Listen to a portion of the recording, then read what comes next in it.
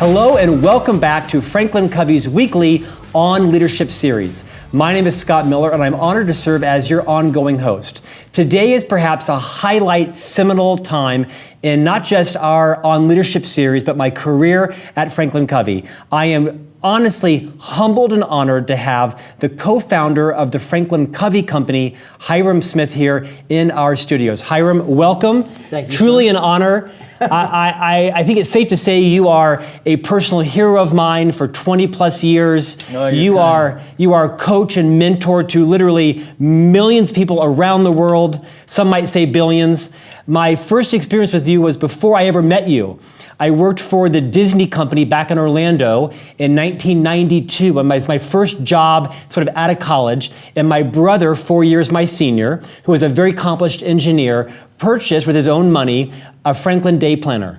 And he sent it to me on my first day at the Disney company. I remember the restaurant I was in having breakfast before my first day on the job, and I was opening up the kit because he was so dedicated to the system, but wanted to make an investment in my career. And I remember like it was yesterday, the gratitude I was thinking to my brother, not knowing much about you or the company, and here I am, 27 years later, interviewing you in this studio. I mean, Cool. Words don't describe the honor and the privilege today to have you here. I remember when you were in Chicago. That's right. You were the guy in Chicago. Where I met my wife. That's exactly right. That's right. I was at your wedding. Most people don't know, my wedding was about 9 years ago, and what an honor to have Gail and Hyrum Smith walk into the church. That was very cool. And it was, I mean, to this day, we watch the video to see. You know what my impression was when I came to your wedding? I did met well. your wife.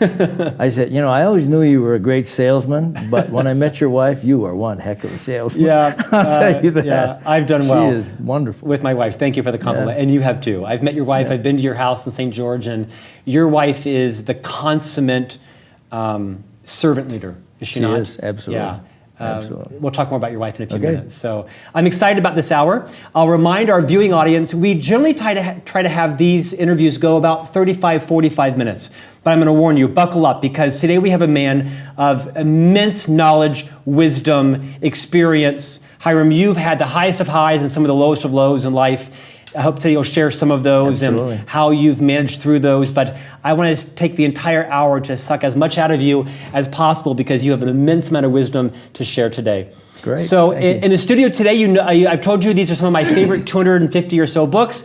You have a place of honor up in the back with two of your books, 10 Natural Laws and What Matters Most, Right. two books that have had an immense impact on hundreds of millions of people over your 50, nearly 60 years in business.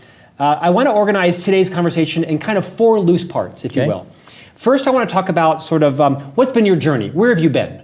Every interview I open with, how did you get here today? Because I'm personally fascinated with people as accomplished as you are. What are some of the decisions you made, opportunities you pursued to kind of land in this chair today? So kind of first, where you've been. Okay. Secondly, along the way, what have you learned? What are some of the key nuggets you've learned around life and influence and what's important, what's not important? You have the ability to probably have an influence, provide for anyone you'd like. I'd love to know, what have you learned is truly important as you enter sort of the second half of your career? Okay.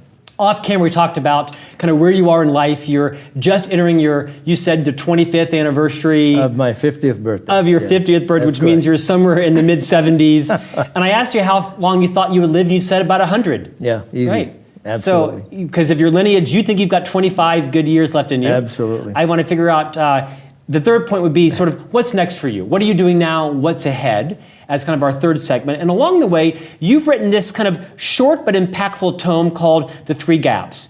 And your new passion with the Impellus Group is around bringing the three gaps to organizations. I want to talk about that and how clients and why clients are interested in the three gaps as well. Okay. I've read it twice. It's a really easy read, but it's a powerful kind of a collection of some of the key principles that you've dedicated the better part of 50 plus years, right? Yep. Of your life together. Absolutely. And if we have time at the end, we'll talk some personal things as well too. So, okay, sounds good. So first, let's take a few minutes. Where have you been? What's happened in your life? Well, I just give you a quick tutorial on my life. Okay, I was born in Salt Lake City, moved to Hawaii when I was 2.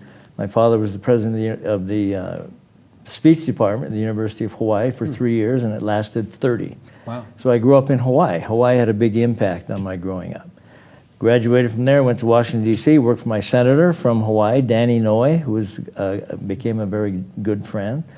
I then was asked to go on a mission for my church in 1963, went to London for 2 years, had an amazing experience there, I'll tell you about in a minute. And then I came back, and within a few months, I got a letter from Uncle Sam that said, "Congratulations, your friends and neighbors have selected you to represent them in the United States Army." That was what year? 1966. Okay. And so I was 65, excuse me, it was 1965.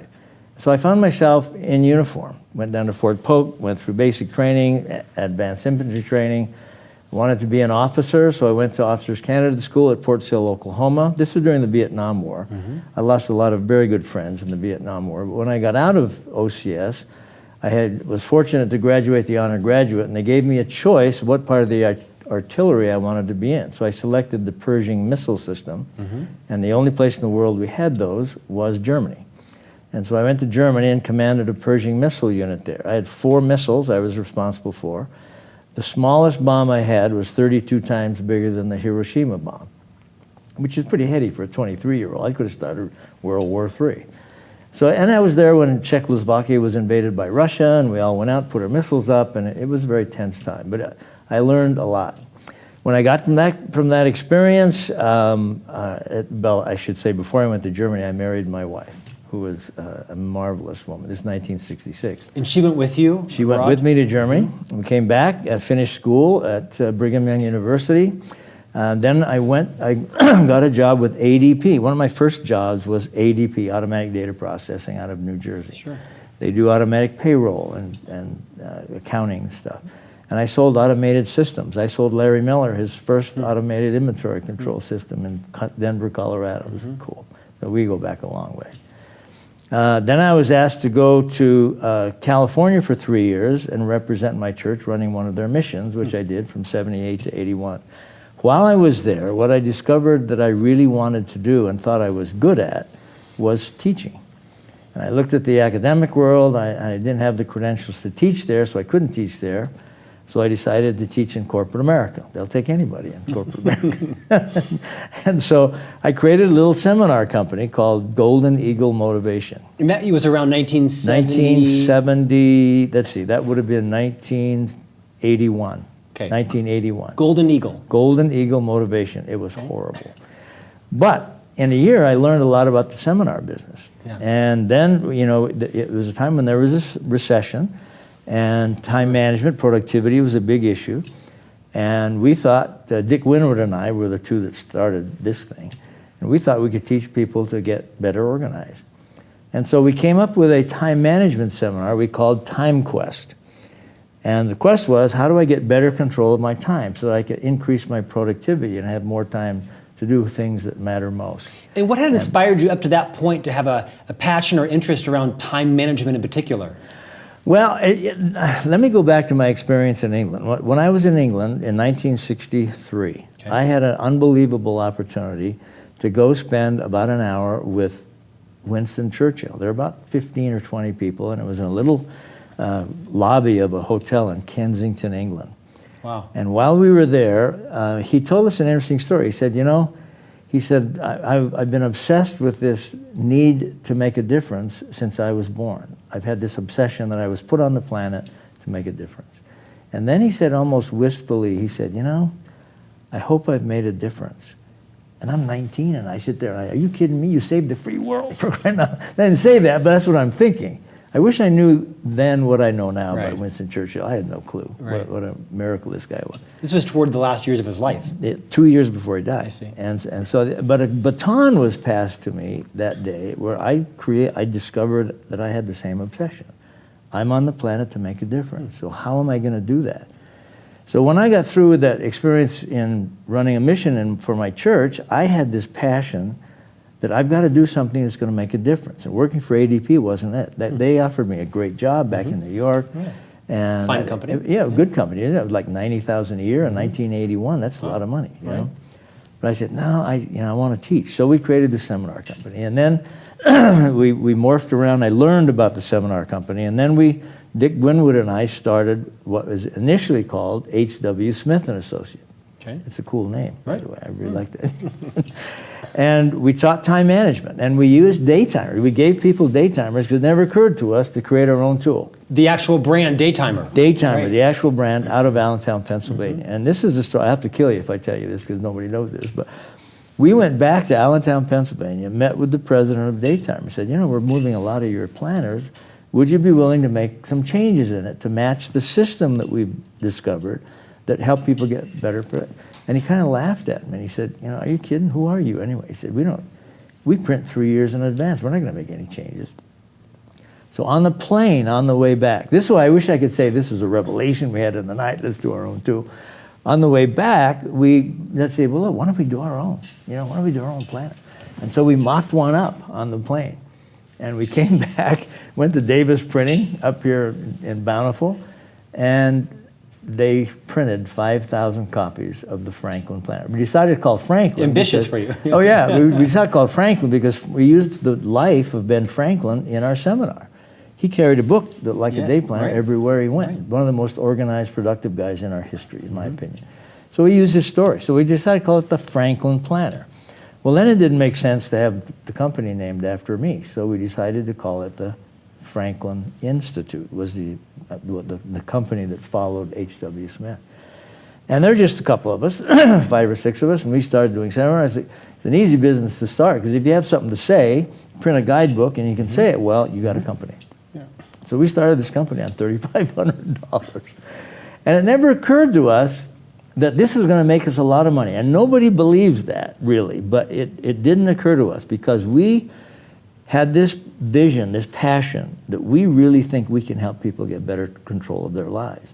If they'll do what we teach in the seminar and will use the planner, the tool, and the Franklin Planner was almost a mistake, but if you'll use the tool, we'll guarantee you that you'll have more control over your life. And we guaranteed our seminars. We said, you know what, if you don't experience a measurable increase in your personal productivity, professional, personal, you can have the money back.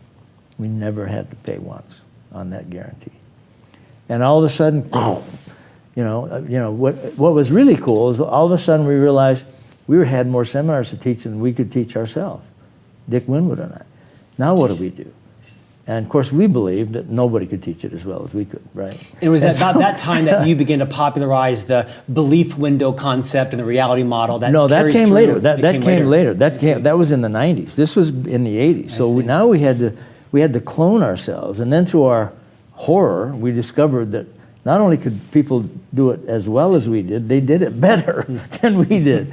And we started adding consultants to go out and teach, Linda Eaton and, the Scott Millers of the world. And all of a sudden, we had this tiger by the tail, and in 1992, we went public on the New York Stock Exchange, which was an unbelievable experience. Wow. And all of a sudden, we had more money than we thought we had. We could now acquire other companies.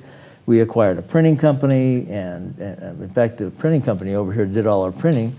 We were 80% of their revenue. So we went over and said, we think we'd like to buy you. Makes sense. And they said, I don't think so. I said, well, we'll start our own printer. Well, on the other hand, I think... It was a short conversation, right? So we acquired 13 companies, and it was just a fun time because we were delivering on the promise. So this one bookend I talked about was TimeQuest. We thought we could get people more productive, and we did. It worked. And it's been marvelous. I've spoken all over the world. Dow Chemical took me all over the world. I personally trained 32,000 people at Dow Chemical, all over the world. Wow. And as the co-founder and chairman of Franklin Quest, you were instrumental in what was the merger with Stephen Covey's company back in 1997. 97. Steve Covey and I know I met Steve Covey in England in 1963. Right. And, I was 19, he was about 80 back then, and then, I love that you call him Steve. That's a joke. Few call him Steve. I call him Steve. Yeah. He was a good friend. Yeah. And in fact, we met each other at the funeral of the president of Brigham Young University. And I said, hey, we ought to get together. All our clients are saying, why don't you guys get together? And that's how the talk started. And MR and I got together, and Right. and it was cool. We became one. Yeah, and now here we are, 20 years after that. Right? Yeah, unbelievable. Yeah. And so you served as the chairman of our board for a while, and then you stepped aside, and Bob Whitman, who's a good friend of yours, has been our CEO and chairman for almost 17, 18 years now. Well, I stepped down in '99 as the CEO. Bob Whitman took over as CEO. I stepped off. I think I stepped off as chairman. Steve and I were vice chairman until '04. I stepped off the board, and Steve stayed on for a while after. Tell me something you learned from Steve. I can't call him Steve, from Dr. Covey. Can I put you on the spot and tell me something you learned from Dr. Covey? Well, I think that was probably one of the best minds in American history. I mean, he had an unbelievable mind, and he thought.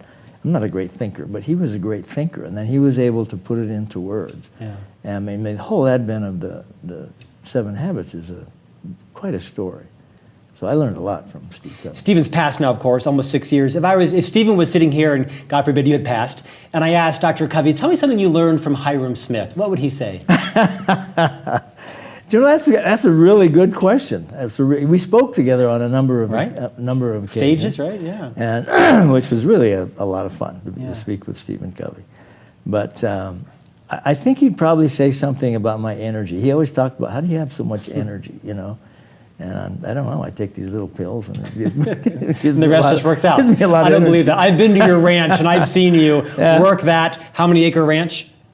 2008. 2000, I've seen you work that. That's how you stay in great shape. Okay, thank you for that. Okay. I think that's a gift you just gave the 2,000 associates around the world in Franklin Covey who want to know our history from your point of view as well. Before we move to what you're working on now, share with us what you've learned. I mean, Hyrum, you have had enormous success. You have founded a public company. You have spent time with U.S. presidents, world leaders, captains of industry. You spend a lot of time, part of your passion is the U.S. military. You have spoken, I know, over 7,000 times. I mean, you said you stopped counting at your 5,000th speech, right? So you have spoken to hundreds of millions of people, 50 plus years of experience. Can you just kind of extemporaneously tell us what you've learned? Yeah, absolutely. Take it anywhere you want to go. There are two big things that I would share here. That's a great question. Number one is this. Let me share this this way. There's something that I would ask you and everybody who's listening to memorize today, but let me introduce it with this experience. Because I've spoken so many times over the years, I have had, I'll bet, over 1,000 people in the last 40 years, 50 years, come up to me before or after a speech during a seminar, and they always lower their head, and I make sure that nobody's listening, and then they lean into me and they say, I wish I lived 100 years ago when they had more time. Really? How much more time do they have? Oh, they had a lot more time. Now, the only difference between now and then is we do stuff faster. We have more options than they have because we do stuff faster. We have the same amount of time, but we have more options than they had. And so the issue is, how do I manage all of these options? Now, here's the statement, we're into speed, okay? If my grandfather missed a train, no big deal. 24 hours, he'd catch another train. My father missed an airplane, 5 hours, catch another airplane. If you and I miss one section of a revolving door, we go nuts, okay? And why do we do that? Because we're into speed. Yeah. You wouldn't tolerate the speed of a PC 15 years ago today, okay? We wouldn't. So here's the statement. The basic, and this is a big learning for me, an aha for me. Do you know what an aha is? It's the highest form of a bufo. Aha. It's the highest form of a bufo. Do you know what a bufo is? I don't. It's a blinding flash of the obvious. Okay, thank you. Okay. Blinding flash of the obvious. All right, and here's the blinding flash of the obvious. The basic principles that help a human being to become more productive and effective have not changed for 6,000 years. Now let me say that again. The basic principles that help a human being become more productive and effective have not changed for 6,000 years. Every generation has to rediscover these principles. We give new name to them. We write books about them. A good friend of ours wrote a book, 7 Habits of stuff. Steve. I wrote a book, What Matters Most. Read either book. There's not a new idea in either book. Now, it's criminal, really. We make money of that stuff. But think about that now. 7 Habits of Highly Effective People. Here's one of the 7 habits of highly effective. This is going to blow your circuits. Here's one of the 7 habits of highly effective people. Be proactive. Whoa, it puts hair stands up. It's a 6,000-year-old idea. Here comes another one of the 7 habits. First things first. Whoa, it's got to be 21st century, right? 6,000-year-old idea. Now, what's the magic? The magic was Stephen putting the 7 together. Right, and sequencing them. And sequencing. And the magic and the genius was how they're taught for the 21st century. 78 foreign language translations, 18 million copies of that book were sold. The successful book, by the way, for Simon & Schuster is 50,000 copies. Right, That's right, a roaring success. right. 17 million copies. Now, what's the magic, okay? The principles are brought into today. Now, why do I make an issue of this? Because what has not changed, Scott, in the last 100 or 500 years is you and me. We're people. We still got to get out of bed in the morning. We got to put our pants on one leg at a time. We got to go to the bathroom 5 or 6 times. We're folks. And so the principles that help us, folks, become better us, folks, haven't changed for a long time. Now, with that in mind, here's the next big aha for me.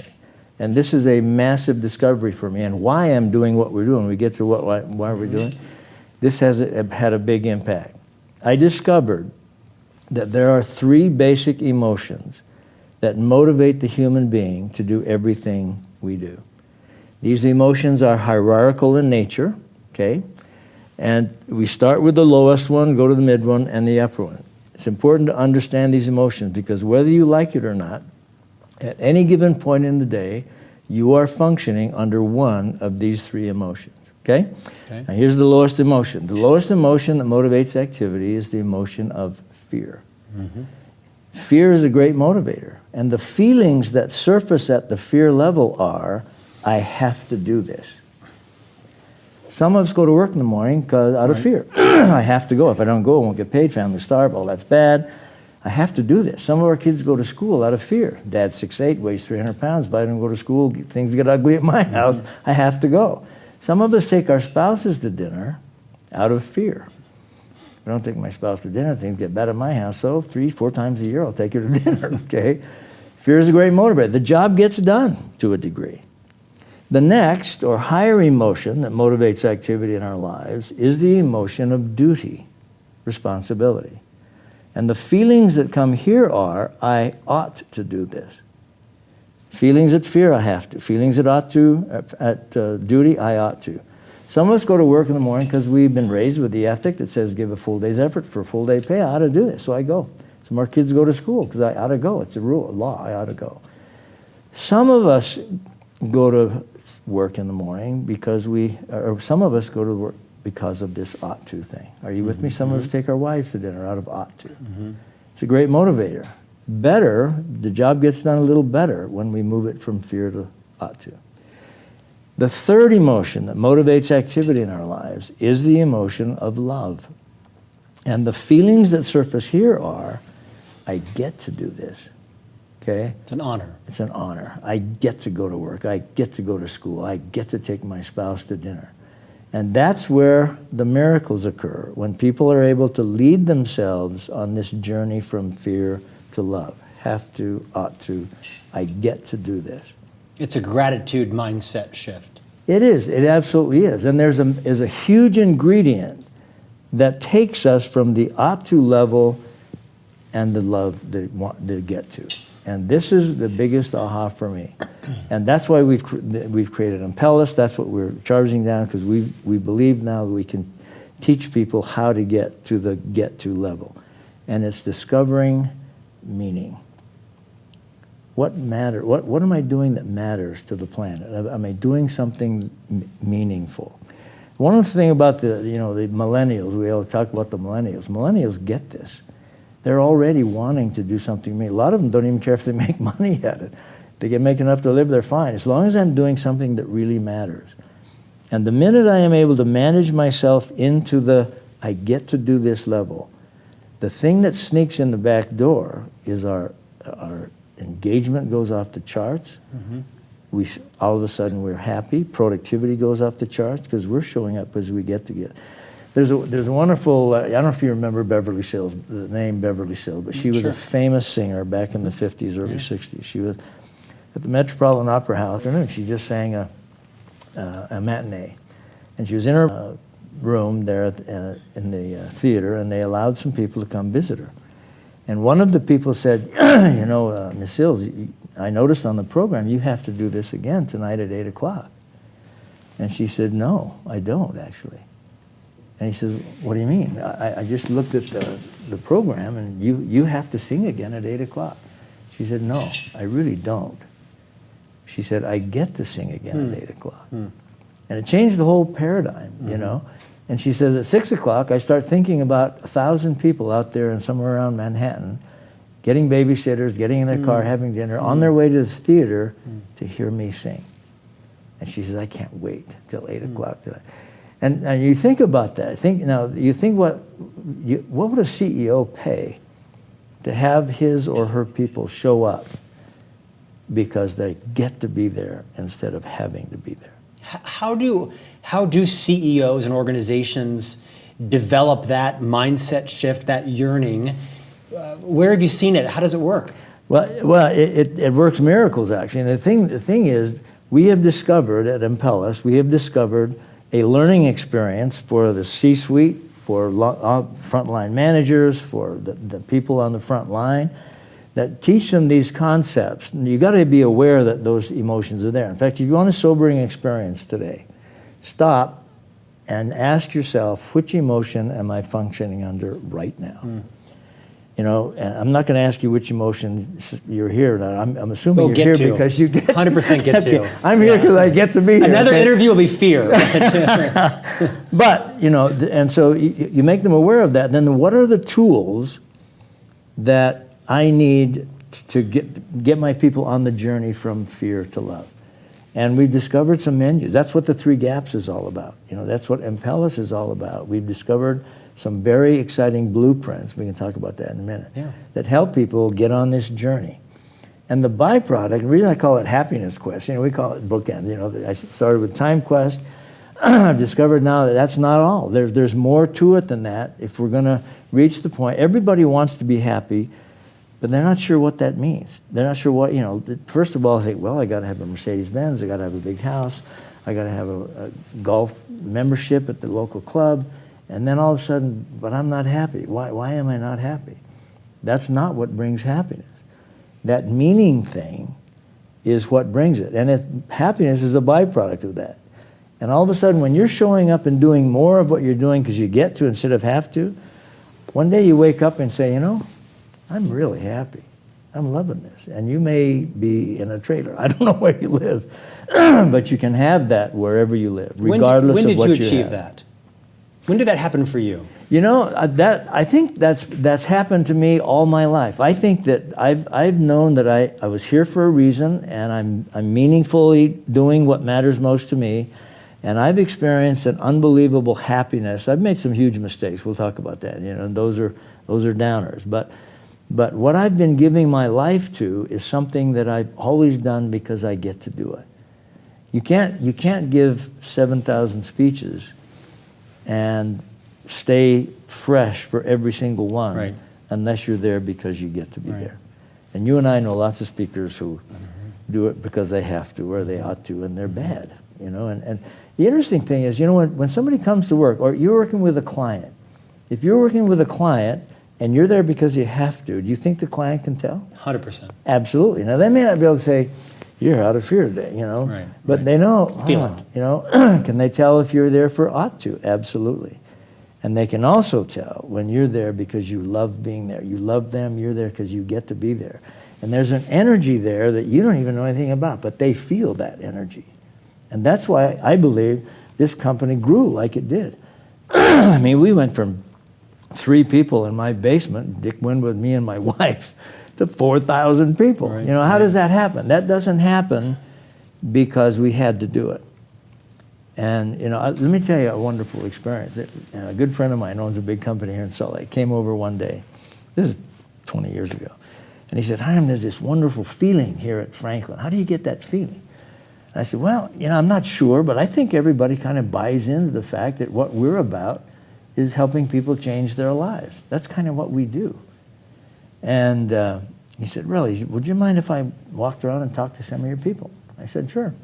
So he walks out into our warehouse, used to be a warehouse. I don't know what that big long building is out there now. Warehouse. Yeah. Warehouse. And there was a guy in his 60s sweeping the floor, janitor, okay? And so Bob walks up to him and he says, what do you do here? And Bob told me this. The guy stopped and he leaned on his broom and he said, I'm changing lives all over the world. And Bob, he connected his role to the mission of the organization. Bob sprints back to my office, kicks open my door. You planted that bugger out there. He said, I don't even know where you've been. But somehow, this guy translated what he was doing into the mission and vision of what we were doing. He was helping change But I bet his lives. leader did too, right? Absolutely. It had to go all the way down. Now, I'm not, I wish I could tell you exactly how we did that, but we believed we were doing that. So I've experienced, I know what meaning is. I know what to do something meaningful about. I've lived my life doing that. And it's been fun, and it's been hard work. And then, you have a level of energy that you can't even explain.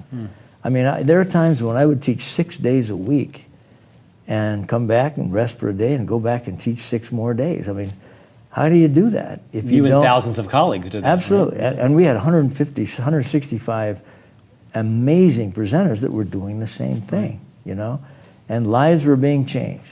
But it was all about productivity back then. Value-based goal setting was good stuff. But now, I've realized there's more. And I think we got people out of the have to ought to, and they're feeling good about it. How do we go to the next phase? So I want to spend plenty of time talking about the 3 gaps. Okay. Before I go there, spontaneously, as you think about the most productive people you know, I mean, you may not like this moniker, but you are considered by millions as sort of the father of modern time management. You're credited with inventing the Franklin planning process. You've sold hundreds of millions of Franklin planners. You've taught hundreds of millions of people on the concepts. You're an expert on productivity. When you think about the most influential in productivity people you know, what comes to mind? What traits, what behaviors, characteristics? Well, number one, they care about what they're doing. They care about the people they're working with. And so they have a reason to be more productive. If you don't have a reason to be more productive, you won't be.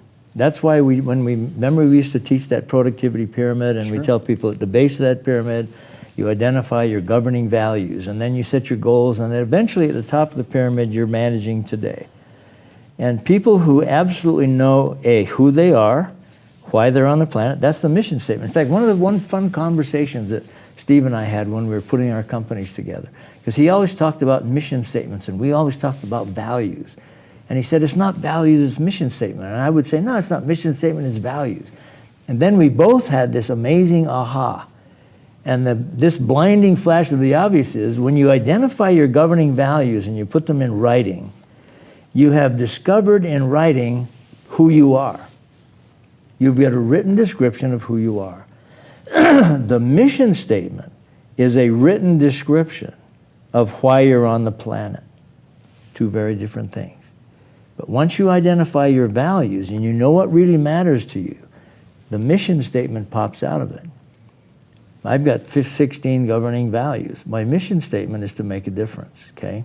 I read your values. They're kind of daunting in the back. Well, I had to put it down because they were kind of so irritating to me. Because I knew them to be true, but I can't live this standard. I had to pick it back up. Well, you notice that I wrote my values as if I had already done it, okay? As affirmations. Aspirational, But the interesting thing is, the people that I know that are really productive care about the people they work with. They care about what they're doing. And so it matters to them to get things done. And so there's a need to be productive. But there's also the practical aspect. They must also be better at organizing information. They have a process daily. I mean, you've talked a lot about that in your You know what's previous amazing? writings. I was in Nashville 10 days ago, and I was speaking to 300 CEOs. And I asked, I do this wherever I go. I said, how many of you ever heard of a Franklin planner? So I start off, how many of you ever heard of a Franklin planner? 90% of the hands go up. This is today, 2018, And that's really remarkable, because the reason the planner was so powerful wasn't the paper, it was the concept behind it. the principles of time management that we taught they're forever. They're eternal. And so, it doesn't matter what tool you have. Doesn't matter if it's a tablet or a phone or a it paper can be, planner. the fact is that what matters is Right. that I'm doing the basic things. That's that planning and solitude time that we talk about. Are you spending 10 to 15 minutes every single day with yourself? Okay, let's go there now. Okay, Because I think that some of the practicality is so valuable to everybody. So you've co-authored or authored nearly a dozen books, and some of them have been just global bestsellers. This book, which is a smaller book that you wrote, called The Three Gaps. I've actually read it twice. It's sort of a synthesis of things that you've learned, also brought through stories of three particular individuals, right? You organized the book in three gaps. You also refer to it as, I've heard you refer to it as the happiness gap. Walk us through the three gaps, why there are three, and why they're so relevant, not just to individuals, but to organizations, which is your passion now, through the new group Impellus. Okay. Well, one of the products that Impellus has is this whole idea of closing these three gaps. And the there are three gaps in most people's lives. We'll talk about each one of them. But if I'm going to ultimately move from have to want to get to, I've got to close these three gaps. And this is why closing these three gaps would be very important to a CEO, a frontline manager, or an individual, okay? Now, let me tell you what the three gaps are and then the question that's answered by each one. The first gap we call the belief gap, then there's a goal or time gap, and then there's a value gap, okay? The question and answer, and there's a gesture, I want you to commit to memory today. Okay? A gesture? A gesture. Okay, now watch I'm my ready. hand. Do this with your hand. Put your left hand here. Bring your right hand out here. Now bring your hand in close like this. Boom. Now do it again. Okay, you get it. That's all that's all about. Okay, it's closing gaps. Okay, Yeah. so the question and answer with the belief gap, is there a gap between what I believe is true and what is actually true? Because if there is a gap, I'm in trouble. For example, suppose I believe that gravity only works in the morning. I'm going to have a rough afternoon. Okay? Suppose I believe that my value as a human being is having a lot of stuff. I believe that. What will I spend my life doing? Acquiring stuff. Okay? What if I believe that men are better than women and my boss is a woman? Have I got a problem? So if my belief system isn't lined up with reality, I'm going to be in big trouble. Okay? If a CEO believes that his company can do X and it's absolutely impossible to do X, to ask people to do that, his belief system or her belief system isn't in line with reality. So we discovered a blueprint, and that's what the reality model is all about. How do I challenge my beliefs?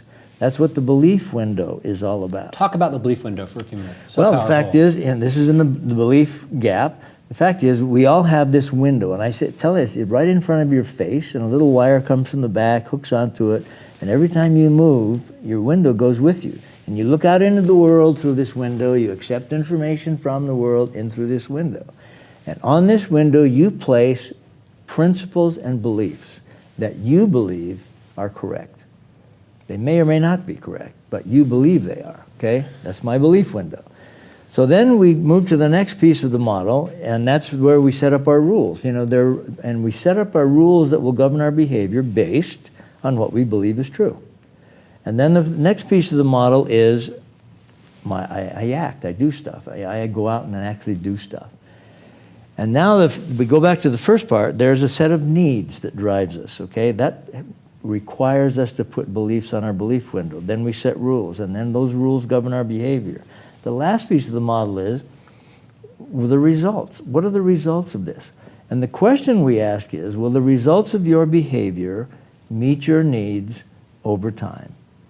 And if the answer is no, if they do, you got a good belief on your belief window. If they don't, you got to examine your belief window. Right. Okay? So in other words, if I believe that my self-worth is dependent on having stuff, at some point I'm going to discover I got all this stuff, why am I not happy? Okay? Got a bad principle on my belief window. And so what the reality model does in this belief window piece is it helps you challenge your beliefs and find out why you're doing what you're doing. It's simple, very powerful, not necessarily easy. And to an organization or like a CEO or C-level person, why is closing the belief gap of people important? Because it has a dramatic impact on whether I'm going to get up to the get to. It has a dramatic impact if I'm going to move out of having to. If my belief system is going to drive me into being excited to do stuff or not. You know, this is profound. As you were talking about it, I was thinking, I report to the CEO here, and he sets my larger priorities, but has little influence or concern, but little influence over how I spend my time day to day. He has me focus on a particular project that, in fact, I think is probably a little bit too ambitious. His job is to set ambitious projects. And I'm challenging my belief gap right now in this studio. Absolutely. About whether or not I can do it. And if I was to change my belief, I probably could accomplish this, big, hairy, audacious goal he set for the marketing department. But I've been kind of digging in, thinking that I don't believe that I can do it. But see, until that belief changes, it ain't going to happen. And in Impellus, which is an organization outside of Franklin Covey, you teach organizations how to close that belief gap in people. Absolutely, right? Absolutely. In fact, the fun thing about Impellus is we have an experiential learning experience for the C-suite where they learn all of these principles, but we take them out and we throw them off a 300-foot cliff and they on a very small rope, and we teach them they can do hard things, and they learn this stuff experientially, which is easy to do with the C-suite, but you can't put 4,000 people in the company through that. So we've learned how to have an experiential learning experience in the company for the frontline leaders and for the managers, and we can teach them how to close these gaps. Okay, and there's a lot more to it, but this is just one piece of it. We also have a marvelous learning experience for families. Wouldn't it be great if you could teach your children to do their homework because they get to, not because they have to? What if you could teach your children to get out of bed in the morning because they get to, not because they have to? Well, I'm going to leave today thinking about those three. Every time I do something, am I at the, need to or want to or get absolutely. to? Absolutely. You ask the question, why would a CEO care about where people are? Because if I can, here's what I learned when I was at ADP, and this is a big aha for me as a young manager. My people would do everything I wanted them to do as long as I was in their physical presence, because they had to, right? The minute I left, got on my plane and went back to wherever I went back to, what would they do? What they want to do. And so I discovered that my job as a manager, leader, was to surround my people in an atmosphere that would have them do what I've asked them to do because they get to, not because they have to. And now I get back on my plane, don't have to worry about it. Sure. Are you with me? Move to the second gap. So first gap is closing this belief gap. Closing the belief gap. The gap I have right now with a project my CEO wants me to accomplish. Absolutely. Stay tuned, Bob. I'll try to get there. He may never speak to me again. No. I think he'll be delighted because you're teaching me to accomplish what he wants me to do. Yeah. Maybe Franklin Covey should hire Impellus. Second is the values gap. Okay. Talk about that. The value gap is a huge one. Go back to this. Is there a gap between what matters most to me and what I'm actually doing? Yeah. For example, if I value being physically fit and I weigh 400 pounds, am I in pain? Clearly. Yeah. Why? Because I'm not doing what value. If I value being financially okay and I'm $500,000 of debt, I'm in pain. So how do I get peace in my life? I've got to close that gap. So we developed a simple but powerful blueprint. How do you close that goal gap? I set a goal, how do I close that value? I've identified what matters. How do I close that? It's not a necessarily easy process, but it's relatively simple, okay? I've got to bring this in line with what really matters most to me. Most people are unhappy because there are huge gaps in their values. Okay, I value the story in the book around the gaps closure in the lady is Linda. She was the story's profound. Yeah, it is. It's a great story. Why do organizations again care about closing individual value gaps? Because when the individual has their gaps closing, they automatically are discovering meaning, engagement increases and productivity increases, and it matters big time.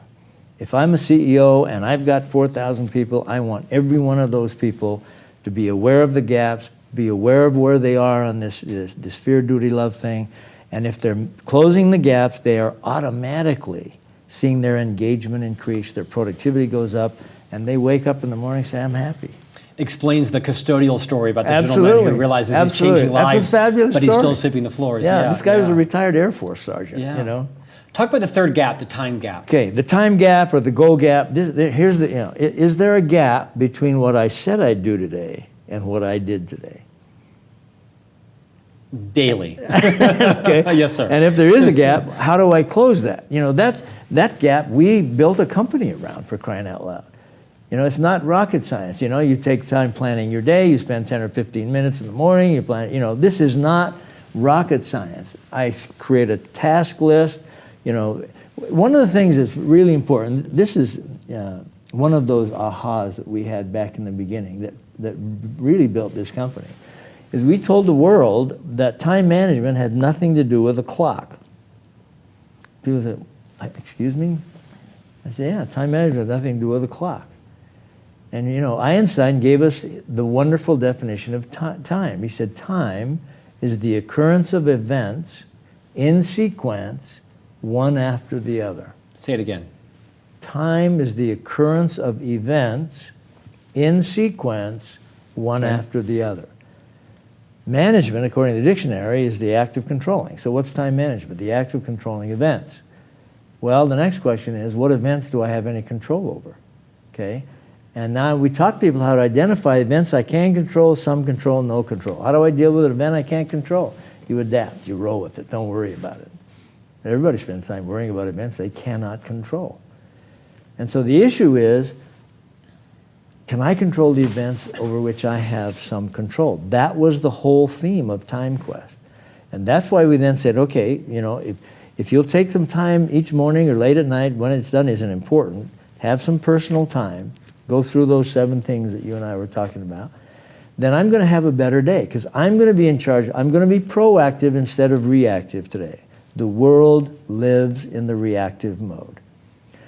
Now, can we talk about technology for a minute? Please. When technology came, and I'll never forget the day, the guy from 3Com came into my office and he put a Palm Pilot on my desk. And he said, this is going to revolutionize how people manage their time. And I picked it up and I looked at it and I fooled with it and I said, you know, this is a great toy, but no one will ever buy one. I turned out to be wrong about that. You know, we ended up selling. I think Franklin Quest or Franklin Company sold more Palm Pilots than anybody else in the 1,000 Palm Pilots a week. Yes. For months. Yes. Okay, and it was cool. You know, this was a very cool thing. Well, the fact is, you know, when we started Franklin, there were no PCs, no iPads, no Palm Pilots. You know, nothing. There were no cell phones, for crying out loud. And so the planner was king. Are you with me? And we taught these concepts that made the planner make sense. Well, all of a sudden, technology is here. Well, now we thought that technology was the answer to everything. But here's what's happening with the iPhone, the smartphones. Everybody has one. And what happens with that technology, and you know, understand, technology has made our lives a lot better. I mean, my iPhone goes to my hearing aid, so I can talk to you through my hearing aid. So how cool is that? Yeah. But the iPhone does 3 things we've discovered that are becoming tragic. The first thing it does is it distracts us. Right. And we've discovered through the studies, they've done a lot of studies. I'm going to find out who they are one day. They do some great studies. But they've discovered that people look at their iPhone over 500 times a day. Mm-hmm. So it's a distraction. Huge hit on productivity. The next thing it does, it hacks our brains. And our brain becomes absolutely tuned to that buzz. Well, I talked to Corey Kogan, who is our productivity practice leader in the studio, which talked about the dopamine. It is. The psychological effect that absolutely. Our mind is being reprogrammed. Right. And then the third thing that happens, we're addicted. Yeah. So it distracts, it hacks our brains, and then it addicts us. And so I'm sitting in a restaurant a few weeks ago, and a lovely couple comes in with 2 children, probably in their late 30s, 12, 10-year-old, and they sit down, and all 4 of them produce a smartphone. Okay? And I actually took a picture. They didn't know I took a picture, but I took a picture of this. And they're sitting at the table through the entire meal, all 4 of them. Didn't say a word to each other, hooked on their things. Now that's anecdotal, but you know, that's happening a lot out there. People we have more connectivity than ever in our history because of our ability to communicate. And people are still feeling lonely. How is that possible? So we've got to understand that technology, though can be a wonderful tool, at the same time, it's not going to help me get from have to get to unless there are some basic principles that I'm willing to follow and me, a human being, and these principles go back away. That's why the 7 habits are still relevant and will always be relevant. That's true, yeah. Your friend Steve. My friend Steve. In our final minutes, let's talk about some of those principles. Before I go to that, the 3 gaps are your belief gap, your values gap, and your time gap. Right. I think it's self-evident why a CEO in a company would be interested in closing the time gap, right? It's all about productivity. You have for 50 years, 5,000 or more experiences, taught some principles that are still relevant or more relevant today than they were 50 years ago. There's these 7 sort of time management principles you teach that are part of the time gap. And you've kind of renamed it these sort of 15 magic moments every day. Yep. I'm going to ask you about the 7 in a second here. Describe for everybody why it's important to have these 15 minutes each day with the impact it has, not just on your day, but on your life. Well, the fact that it has an impact on your life is it definitely impacts your day. And we live our lives by days. And we say if you really want to be in charge of your day, you've got to isolate yourself from the world for 15 minutes. It could be 20, it could be 12. And this isn't shower time, this isn't commute time, this is your time, you're by yourself. You have to go out in the attic fine. And in that 15 minutes, you've got to become one with yourself, okay? And decide, what am I going to accomplish today that matters to me? And then you create a plan for the day. Now, if you don't create a plan for the day, then you are going to live in the reactive mode all day. But when you have a plan, you've created a shield, okay? Now, if I come to work with no plan and an interruption occurs, what'll I do? Acquiesce. Acquiesce, absolutely. We're going to let the unexpected beat us to death. Right. But the plan is your shield, okay? So somebody comes in, you know what an interruption is. This is when somebody comes into your office believing that you care, okay? And the issue is, how do you get that person out of your office so you stay focused on what matters to you? Yeah. I bet that person. Okay. So now I got a decision to make. Am I going to do what my plan suggests, or am I going to do what the interruption, the unexpected demands? Right.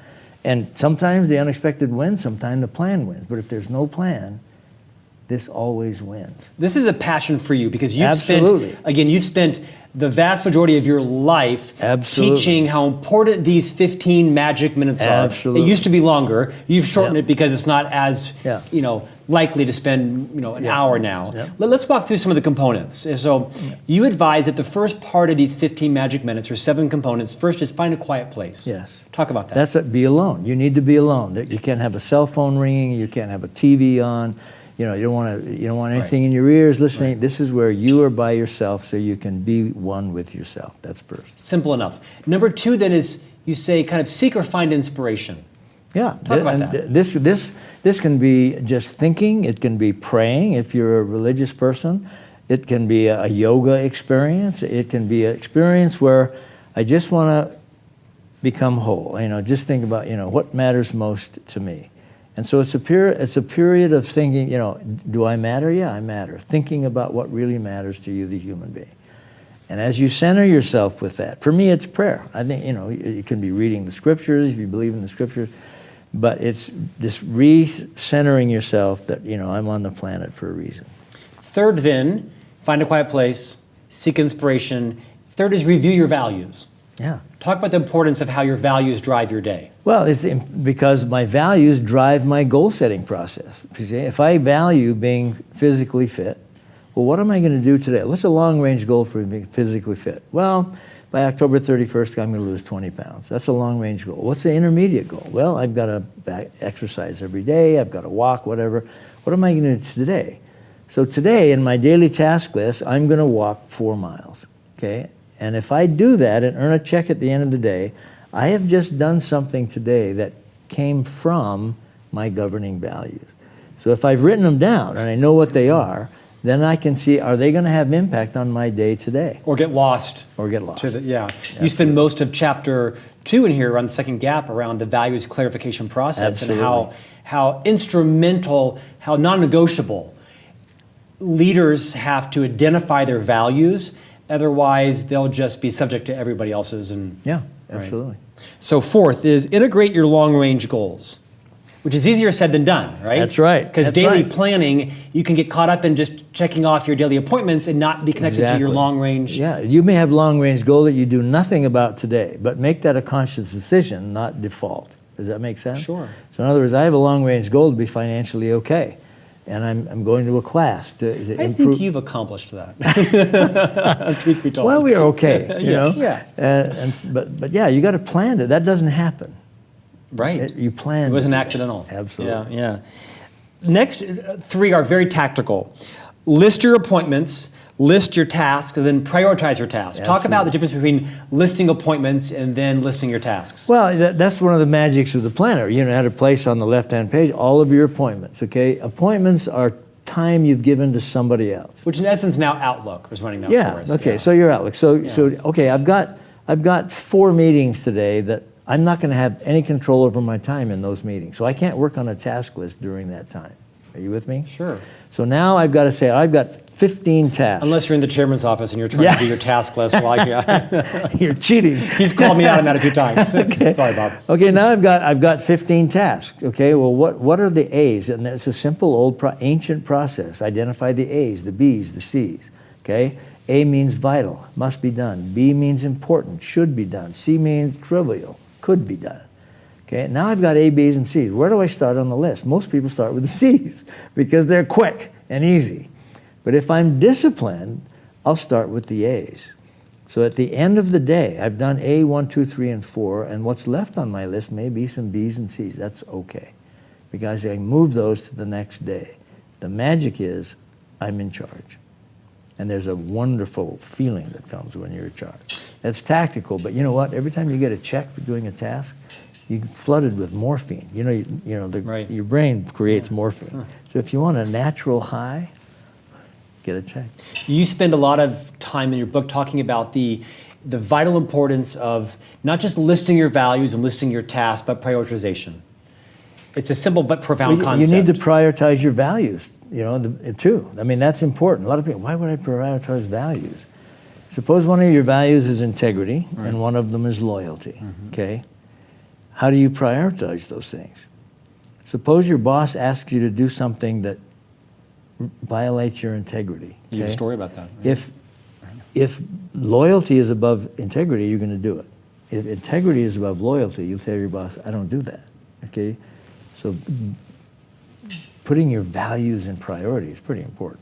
You mentioned earlier about these 2 bookends in your life. Is kind of first professionally was the Franklin Quest company that became the Franklin Covey company now, which is by most standards the most influential leadership development firm in the world. I'm honored to be a part of, and you're here today. And you're a big part of it. Well, I'm a small part, but it's because of you and Steve's. I can't say it without smiling. You and Dr. Covey's legacy that allows thousands of people in the firm to live our passions. We get to do these jobs every day. I'm very clear on that. The other bookend after Franklin Quest was this company referred to as Impellus, that is Happiness Quest. Yeah. If an organization wants to become interested in the 3 gaps, I guess they can They go Google to the Impellus website. Impellus website. That's right. And the Impellus, there are a number of things that we do at Impellus. One is the 3 gaps, okay? One is this experiential learning for CEOs. One is a wonderful experience for families.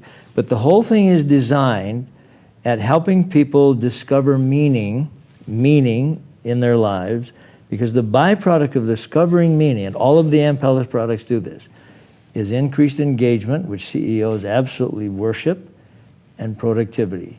And the byproduct for me is I'm happy. Why is happiness important to a CEO? My happiness. Because if I'm truly happy, your productivity, your turnover, I require very little management. Right. Ask yourself the question, how much management is required of somebody at the have-to level? A lot. Right. how much management is exhausting. required of somebody. Get out of their way. In fact, they're inspiring you. Absolutely. And helping to improve your processes. Absolutely. So that's what Impellus is all about. Yeah. And it's a ball. We're having a ball. It's just a lot of fun. And you're in the 25th anniversary of your 50 year. You're still out speaking and keynoting. Absolutely. People can actually contract with you through Franklin Covey, through Impellus to speak on our message, their message. Yes. You're out traveling probably more than you want. But well, I do have a rule. If it takes more than 3 movies to get there, I'm not going. Yeah. I've got 6 million miles on commercial aircraft, so that's a lot. That's awesome. But yeah, I'm still on space, and I'm going to do that till I die because I love to do it. Yeah. Tell your wife we said hello. I'll do it. What an absolute And you got to fine come person. down and ride horses. I'd love to. My boys had a great summer at your ranch last year. I know. It was so generous of you and your wife. Hyrum, as we finished in the last minute, you shared the Winston Churchill story, which is hard for most people to relate to someone who's met, Winston Churchill. As you kind of crescendo, as Dr. Covey would say, into the final, quarter century of your life, I wish you well on that. What would you say is your best advice to up-and-coming leaders in organizations who want to leave a legacy, who want to live a congruent life? You talk a lot about living congruently and closing the gaps. What is some less aspirational, more practical advice for leaders who are trying to make their mark and inspire others to bring congruence in their life? What advice would you give people? I think the one big thing I would ask them to internalize is that failure is part of growth. Failure is part of growth. I made some big mistakes in my life. It was painful, but we've come back from that. Mm-hmm. And every manager, leader is going to make a mistake. They're going to fail at something. Failure is not fatal or final. It's a learning experience. As a great general once said, no battle is, what did he say? No battle is permanent or something. It's only preparation for the next and greater battle. No battle is final. It's preparation for the next and greater battle. And if people internalize that, then it's okay to make a mistake. And, having made some mistakes and come back from those, I can now say, I learned from that. I don't think I'd want to learn it that way again, but I've learned from those mistakes. And it's made me a stronger, better person. And I am able now to do a lot, not everything, but most of what I do now is I do because I get to. When I was young with my wife and we had babies, I'd change their messy diapers. I could never get that to get to. I got it to ought to 1 or 2 times, but I could never get it to get to. Are you with me? Yeah. But again, ask yourself the question. I'll what leave am I today doing thinking about right get to a lot. Yeah. Sir, Thank I am you. honored that I My got pleasure. to Good to spend see an hour you. with you. Thank you for your confidence in me and my career. I'm grateful you've to been you. great. My I've followed family's- your career and I'm thrilled with Well, what you you're helped to doing. make my career, so I'm honored to you. Thank you for joining us today. Thank you. Hope to have you back. Hey, we'll do it. And great success to you and your Okay. team on the 3 gaps. Okay. Thank you, everybody, for joining us. We hope you found some great nuggets and lasted to the end, because some of the best parts are at the very end of this video. And we will see you next week for Franklin Covey's On Leadership series. Thank you so much. Thank you, Hyrum, sir. Thank you.